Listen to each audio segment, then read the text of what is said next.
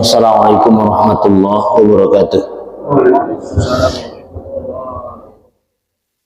Alhamdulillahil wahdah, wassalatu wassalamu ala rasulillah wa ala alihi wa ashabihi wa wala wa ba'du. Ikhwan kiram, hadirin hadirat, Bapak Ibu yang dimuliakan oleh Allah Subhanahu wa taala. Senantiasa kita bersyukur kehadirat Allah Subhanahu wa taala. Salawat dan salam kehadiran junjungan kita Nabi besar Muhammad sallallahu alaihi wasallam serta keluarga dan para sahabatnya. Mudah-mudahan kita mendapatkan syafaatnya di yaumil akhir kelak. Amin ya mujibat doa as-sa'ilin. Kita masuk pada judul berikutnya pada materi yang ke-17, yakni babun fi wujubil inqiyadi li hukmillahi ta'ala. Ini bab penjelasan tentang wajibnya untuk melaksanakan hukum Allah Subhanahu wa taala. A'udzu billahi minasyaitonir rajim. Bismillahirrahmanirrahim. Qala Allah Ta'ala fil Qur'anil Karim. A'udzu billahi minasyaitonir rajim. Bismillahirrahmanirrahim. Fala wa rabbika la yu'minuna hatta yuhakkimuka fima shajara bainahum thumma la yajidu fi anfusihim harajan mimma qadaita wa yusallimu taslima. Surah An-Nisa ayat 56. Maka demi Tuhanmu, tidaklah mereka itu benar-benar beriman hingga mereka menjadikan kamu sebagai hakim terhadap perkara apa saja yang ada di antara mereka. Kemudian mereka tidak keberatan sedikit pun dalam hati mereka terhadap putusan yang kamu berikan, dan mereka menyerahkan putusan itu sepenuhnya kepadamu, dan mereka menerima apa yang kau putuskan itu, karena yang kau putuskan itu sesuai dengan hukum yang telah ditetapkan oleh Allah, maka wajiblah untuk menerimanya. Kemudian pada ayat yang kedua disebutkan Bismillahirrahmanirrahim. Innama kana qaulal mu'minina idza du'u ila Allahi wa rasulihi liyahkuma bainahum ayyaqulu sami'na wa ata'na wa ulaika humul muflihun. Hanyalah perkataan orang-orang yang beriman ketika diseru atau ketika diajak kepada Allah dan Rasulnya supaya Rasul menghukumkan di antara mereka, adalah perkataan sami'na wa ata'na, kami dengar dan kami taat. Dan mereka lah orang-orang yang mendapatkan keberhasilan, yang mendapatkan kemenangan. Humul muflihun ini juga bisa dijelaskan dengan arti, dan mereka lah orang-orang yang mendapatkan kebahagiaan di dunia dan di akhirat. Dua ayat ini menjelaskan kepada kita tentang tiga hal. Ada hukum, ada hakim, dan ada sejumlah putusan atau aturan terhadap solusi jalan keluar dari setiap persoalan yang kita hadapi. Jadi ada 3 nih yang mau dibahas di dalam 2 ayat ini. Apa itu hukum? Hukum itu adalah keputusan. Kalau bahasa yang kita gunakan sehari-hari, keputusannya apa? Apakah ini wajib kalau kita memahami hukum-hukum Islam yang 5? Apakah ini sunnah? Apakah ini mubah? Apakah ini makruh? Apakah ini haram? Keputusannya pada setiap persoalan yang kita hadapi pasti ada aturan yang berlaku di dalamnya. Pasti ada ketentuan yang ditetapkan untuk suatu persoalan. Itulah hukum. Hukum terkait dengan perbuatan manusia.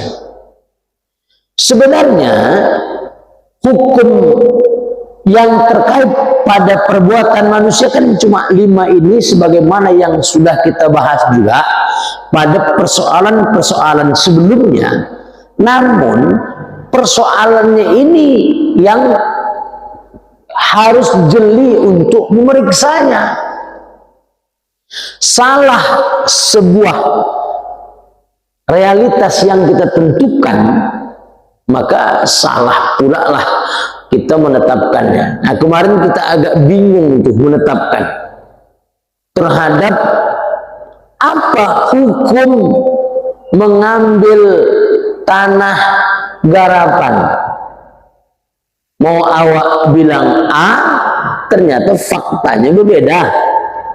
Mau bilang awak B, faktanya nanti beda. Nah, periksa dulu tuh faktanya, fakta hukumnya kayak mana itu.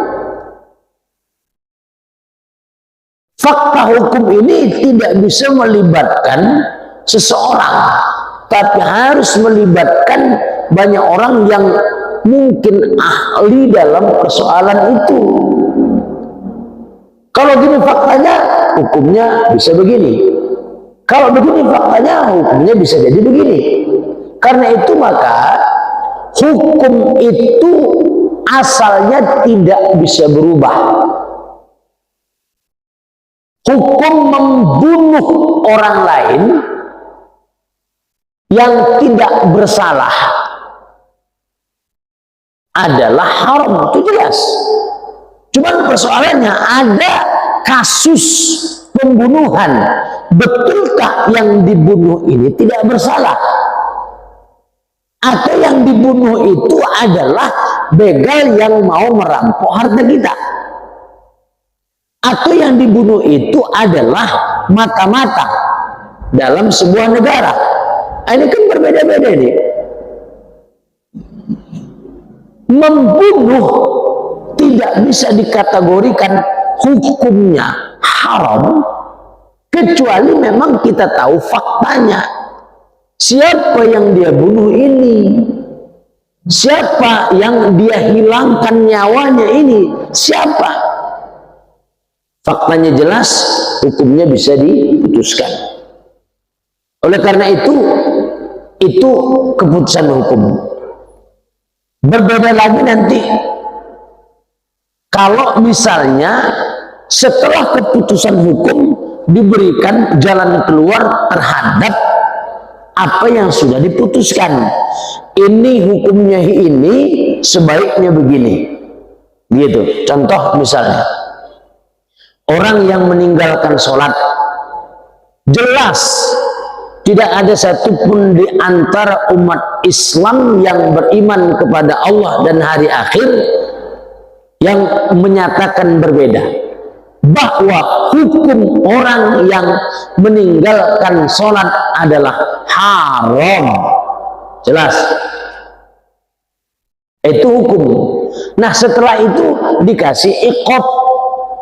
dikasih hukuman. Apa hukumannya? Hukumnya jelas. Hukumannya untuk membuat dia jera dan tidak meninggalkan sholat lagi. Hukumannya apa? Nah, ternyata kan kalau kita belajar di dalam fikih, tidak satu pun di antara para ulama yang melonggarkan hukuman atau putusan terhadap hukuman tersebut yang mengakibatkan adanya keputusan terhadap orang yang meninggalkan tadi, yakni dia harus dipenjarakan, kata yang satu. Kata yang satu lain, penjaranya itu 3 hari, kata ulama yang lain. Setelah 3 hari dia tetap tidak mau melaksanakan ibadah sholat, maka dia harus dihukum dengan hukuman mati. Wah, itu ya, dalam fikih itu begitu. Jadi ada 2 perbedaan pendapat terkait dengan apa hukuman bagi orang yang meninggalkan sholat. Hukum meninggalkan sholat jelas haram. Yang dihukum siapa? Pelakunya yang meninggalkan sholat. Kenapa? Meninggalkan sholat itu dalam Islam termasuk perbuatan tercela, melanggar hukum. Pelakunya itu orang yang telah melakukan pelanggaran hukum berat sekali, maka harus dihukum dengan hukuman mati. Begitulah. 3 hari. Yang pertama dinasihati, tangkap dulu oleh polisi, tangkap dulu oleh syurtoh, tangkap, ambilkan ustadz, nasihati itu kalau tak mau sholat dia. 1 hari nasihati, kau harus begini, sholatlah kau segala macam. Tetap tak mau sholat. 2 hari ambil lagi ustadz yang lain, nasihati lagi. Kalau seandainya kau tidak sholat, kau masuk neraka segala macam. 3 hari tinggal ngancam aja. Kalau kau tak mau sholat besok, selesai hidupmu. Nah, gitu. 3 hari, kalau betul dia tidak mau sholat, maka hukumannya adalah dihukum dengan hukuman mati. Karena dia sudah termasuk min alamat riddah, orang yang keluar dari agama ini atau sudah akan melakukan murtad. Dalam Islam itu begitu. Memang Islam tidak memaksa orang di luar Islam atau bahkan haram. Nah, itu hukum tadi itu. Haram bagi umat Islam memaksakan agamanya kepada orang yang berada di luar Islam. Karena apa? Karena memang ada undang-undangnya, ada Al-Quran yang menjelaskan itu. La ikraha fiddin, tak ada paksaan untuk masuk dalam agama Islam. Ini jangan dibulak-balik ayat ini. Begitu kita menasihati orang sholat, la ikraha fiddin, salah ayat itu. Ayat itu digunakan untuk menetapkan hukum haramnya seseorang memaksakan agamanya pada orang lain. Dengan apa? Dengan ancaman atau iming-iming. Tidak boleh. Kalau kau tak masuk Islam, kau lewat polisi, selesai hidupmu misalnya. Itu tidak boleh mengancam atau mengiming-imingi, juga nggak boleh. Kalau kau misalnya masuk Islam, maka aku akan kasih uang sekian. Tidak boleh juga. Apa hukumnya? Haram.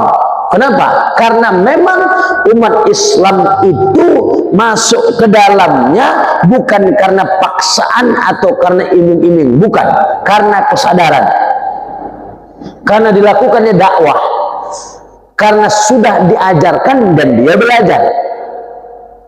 Tak boleh ada paksaan.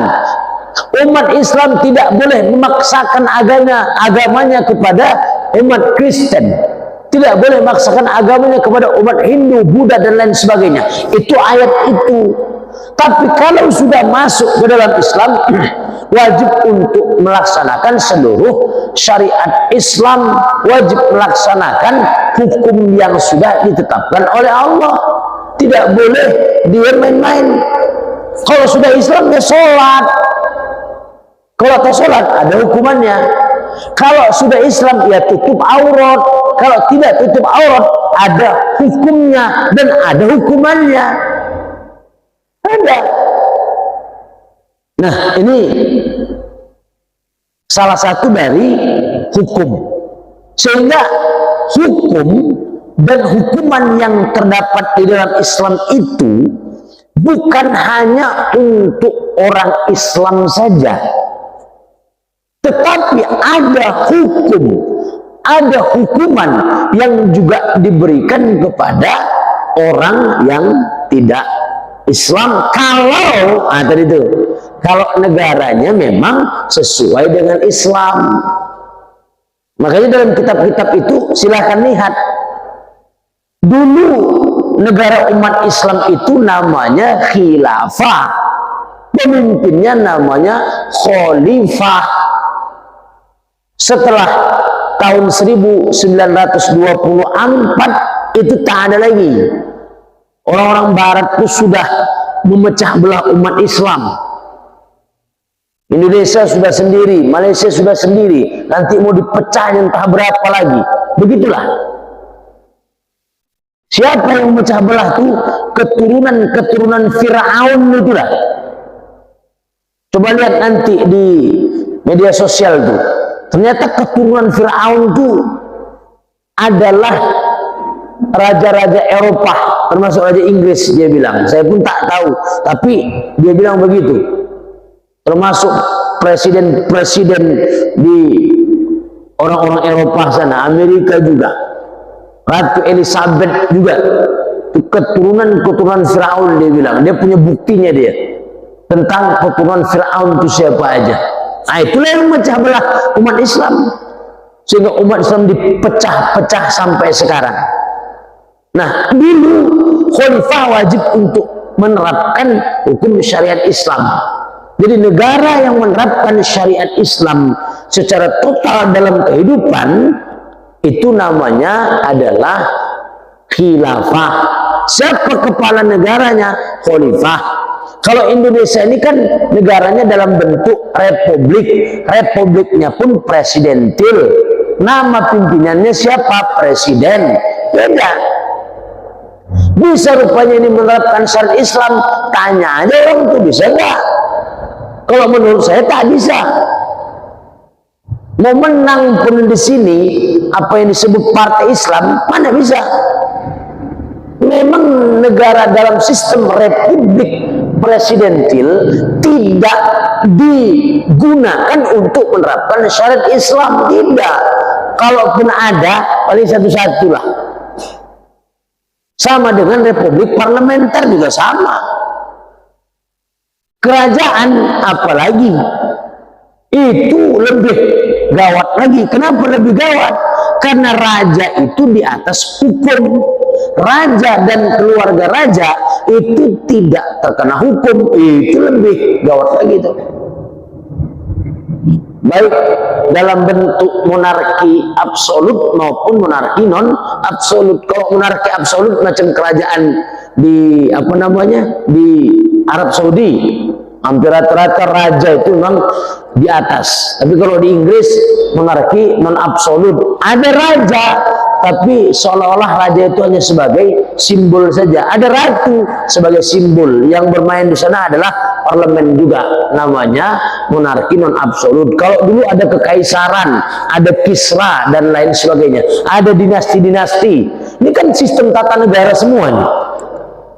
Mana sistem tata negara umat Islam yang menerapkan syariat Islam tadi? Ya khilafah itu. Nama pimpinannya adalah khalifah. Nah itulah tadi. Cuma karena di Indonesia ini katanya dari dulu tak diterapkan itu. Padahal kalau menilik dari sejarah Nusantara ini puluhan bahkan ratusan tahun di bawah sistem tata negara khilafah itu. Adalah sejarah. Siapa yang bisa menghalangi masuknya Portugis ke Indonesia kalau bukan pasukan-pasukan khalifah yang berasal dari Turki Utsmani dulu? yang membantu Sultan Ageng Tirtayasa, yang membantu Sultan Agung, yang membantu Sultan Iskandar Muda. Bahkan Wali Songo itu pun 8 diantaranya itu bukan orang Indonesia, satunya orang Indonesia, Wali Songo itu. 8 lagi utusan khalifah yang ada di Tun Usmani, utusan itu. 8 Wali Songo itu, 9 Wali Songo itu, 8 itu bukan orang Indonesia. Ada ulama dari Palestina, ada ulama dari Yaman, ada ulama dari Turki, ada ulama dari Arab Saudi. Satunya yang kita sebut sebagai Sunan Kalijaga itu cuma itunya. Itu pun murid dari salah satu sunan atau wali yang menyebarkan agama Islam ke Indonesia ini. Nah itu. Jadi itulah yang menerapkan syariat Islam pada saat itu. Nah, karena itu bagaimana menerapkan syariat Islam ini sekarang? Apakah bisa? Bisa tapi tidak sempurna. Contoh, hukum tentang ahli waris ada, sekarang masuk dalam pengadilan ahli waris, masuk bisa. Itu pun bisa naik banding. Kalau tak sepakat di pengadilan ini, naik banding lagi kalau dia banyak duit misalnya. Kalau yang mungkin perebutan harta waris atau persengketaannya banyak sampai triliunan bisa lah. Tapi kalau macam-macam awak cuma 500 jutanya ahli waris tadi awak banding habis duluan di perkara pengadilan selesai begitu. Nah itu banding. Jadi hukum yang sudah ditetapkan itu adalah putusan terhadap persengketaan atau persoalan yang terjadi di tengah-tengah masyarakat atau di antara keluarga. Ada hakimnya. Siapa hakimnya? Yang menjadi pemutusnya. Di dalam Islam juga begitu. Contoh nih, contoh. Ada orang yang dituduh melakukan perzinahan, yang menuduh harus memberikan bukti. Berapa buktinya? 4 orang laki-laki. 4 orang laki-laki ini pun harus diperiksa sebagai saksi. Di mana diperiksa? Ya di pengadilan. Siapa nanti yang memutuskan bukti-bukti itu benar atau tidak, apakah tuduhan itu benar atau tidak, maka orang yang memutuskan namanya hakim atau qadhi. Jadi ada hukum, ada hakim. Sehingga hukum dan hakim ini orang yang benar-benar cerdas, memahami fakta serta memahami undang-undang yang berlaku, ketentuan yang berlaku, hukum yang berlaku. Nah kemudian yang ketiga, ini hukum produk siapa, punya siapa ini? Kalau manusia yang masih membuatnya, alamat bisa tawar-menawar. Kayak mana kita buat? Yang sana tak usah aja kita buat yang ini. Ini begini caranya, ini begini caranya. Kalau masih manusia yang membuat, pasti ada kepentingan di sana. Pasti. Dulu undang-undangnya begini, tak cocok lagi, ganti. Siapa yang merumuskan? Yang merumuskan itu kalau sekarang lembaga legislatif sekarang. Kalau dalam Islam tidak ada yang merumuskan itu kecuali ulama yang ditetapkan oleh khalifah. Pengawas hukumnya ada. Kalau pejabat negara, khalifah dan seluruh pejabat negara melakukan pelanggaran hukum, siapa yang menghukumi? Namanya qadhi mazalim namanya. Dia menghukumi. Kenapa? Karena memang dia bertugas untuk itu. Dan dia tidak boleh diperiksa, ditangkap atau diadili selama dia masih mengadili pejabat tadi itu. Jadi lengkap sudah sebenarnya. Nah sekarang pun ada cuma persoalannya bentuk dan siapa yang membuat aturan. Ini contoh misalnya, ini contoh. Saya tidak mengerti kali masalah hukum, tapi agak tahulah. Ada seorang laki-laki, ada seorang perempuan, dia melakukan perzinahan.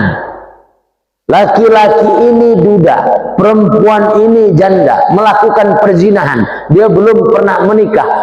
Tak ada yang mengadu. Dihukum dia? Ya tidak. Dia lakukan suka dengan suka. Ada hukumannya? Mana ada? Kecuali masyarakat mengadu. Atau misalnya kecuali ada pihak di antara dua ini yang mengadu. Itu pun delik aduannya bukan delik aduan kejahatan luar biasa, bukan. Tapi apa? Penyakit masyarakat. Ya gitu. Kalau nggak ada yang ngadu, lepas ini. Awal berteriak-teriak di kampung itu, usir, usir, ini melakukan kumpul kebo. Sampai di sana mana hukumnya? Inilah penyakit masyarakat. Udah, kami senang melakukannya, udah keluar lagi. Hambar udah. Dalam Islam jangan coba-coba. Janda, duda melakukan asusila, mereka melakukan perzinahan walaupun tidak ada yang ngadu. Apa hukumannya? Hukumannya rajam, hukuman mati nih. Yang laki-laki itu sudah pernah menikah, perempuan sudah pernah menikah, mati hukumannya. Dalam Islam itu begitu.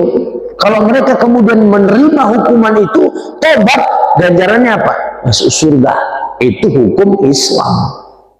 Makanya kita harus belajar tentang hukum Islam. Coba hukum-hukum produk hukum kita sekarang kan banyak dari Belanda tuh. Nah itu, sehingga ya begitulah hukumannya kayak Belanda juga. Belandanya banyak diusir, Belandanya sudah terusir, kitanya merdeka secara fisik, tapi ternyata hukumnya masih berada di negeri ini. Itu yang menjadi ironis bagi kita. Makanya umat Islam ini belajar fikih betul-betul. Karena fikih itu bukan hanya sekedar sholat, sekedar puasa, haji, bukan. Tapi banyak hukum-hukum yang terkait di dalamnya. Karena itu, maka ayat ini menjelaskan kepada kita bahwa kita tidak beriman, kata Allah, kalau kita belum memutuskan sesuai dengan apa yang ditetapkan oleh Allah. Luar biasa itu. Bahkan di bawah mengatakan sami'na wa ata'na terhadap putusan pada perkara yang ditetapkan sesuai dengan hukum Allah, bahkan menerima dengan sepenuhnya. Jadi kata-kata tidak beriman nih, wah luar biasa ini. Tak beriman kita kalau tidak memutuskan hukum sesuai dengan apa yang ditetapkan oleh Allah dan Rasul. Itu mungkin bagian dari penjelasan dua ayat ini. Kalau kita ceritakan masalah perkara dan hukumnya, tak habis-habis ini. Seminggu pun kita di sini belum habis-habis juga. Jadi saya menjelaskan secara global saja. Secara garis besar, hukum itu ketentuan yang telah ditetapkan terhadap suatu undang-undang atau putusan hakim pelaksananya. Sekarang persoalannya produk hukumnya buatan siapa? Makanya di sini disebutkan babun fi wujubil inqiyadi li hukmillahi ta'ala. Bab tentang wajibnya melaksanakan patuh terhadap hukum Allah. Makanya hukum yang ditetapkan oleh Allah namanya hukum Allah. Demikian yang dapat saya sampaikan, mudah-mudahan ada manfaatnya. Kalau ada yang mau diperjelas dan dipertanyakan, falyatafadhal mashkur. Silakan. Iya, ya, Pak. Beberapa hukum lain dengan suatu negara, siapa yang bertanggung jawab? Iya. Ada 3 elemen yang bertanggung jawab. Apa 3 elemen itu? Yang pertama penguasa. beserta seluruh stakeholdernya. Nah, gitulah. Seluruh perangkatnya.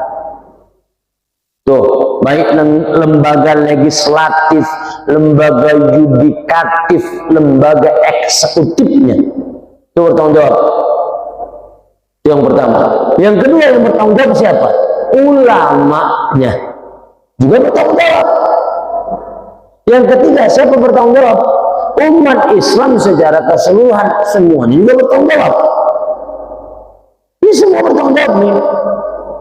Makanya ketika kita menjelaskan dalam Al-Quran kata-kata wa man lam yahkum bima anzalallah faulaika humul kafirun, siapa yang tidak menerapkan hukum-hukum Allah kafir. Itu yang pertama. Untuk siapa ini? Kalau dia tidak menerapkan hukum Allah kafir. Untuk siapa? Untuk penguasa. Barang siapa yang tidak menerapkan hukum Allah, maka dia termasuk orang-orang yang zalim. Siapa yang zalim nih? Ulama. Kalau tidak mau dia menjelaskan tentang hukum Islam wajibnya diterapkan itu, kalau dia tidak menjelaskan itu, bahkan dia menantang itu, dia zalim nih. Masyarakat juga begitu. Kalau dia tidak mau belajar hukum Islam, maka dia termasuk orang yang fasik. Nah, begitu. Jadi hukum Islam kita ini seperti yang saya katakan tadi ahli waris, berkaitan dengan waris, pernikahan, itu ada. Tapi yang lain-lain, padahal kan kita diwajibkan untuk menerapkan hukum Allah secara sempurna seluruhnya. Nah, kira-kira begitu. Siapa yang bertanggung jawab? Semuanya bertanggung jawab. Maka penguasa bertanggung jawab, ulama bertanggung jawab, masyarakat juga bertanggung jawab. Cuman yang paling, kalau kita katakan paling, penguasa lah pula. Dia Islam, tapi dia tak tahu ajaran yang dikandung di dalam Islam itu sendiri. Nah, begitu. Nah, kira-kira begitu, Pak. Wallahu a'lam bishawab. Ada lagi? Selesai lah ya. Baik, demikian yang dapat saya sampaikan. Mudah-mudahan Allah Subhanahu wa taala memberikan kekuatan kepada kita untuk melaksanakan hukum-hukumnya, melaksanakan segala perintah dan menjauhi apa saja yang dilarangnya. Bismillahirrahmanirrahim. Allahumma alimna ma jahilna wa dzakirna ma nasina wa anfa'na bima 'allamtana ya Allah ya arhamar rahimin. Allahumma faqihna fid din. Allahumma faqihna fid din. Allahumma faqihna fid din ya mujibat du'a'is sa'ilin. Wa sallallahu wasallam alaihi. Alhamdulillahirabbil alamin. Assalamualaikum warahmatullahi wabarakatuh.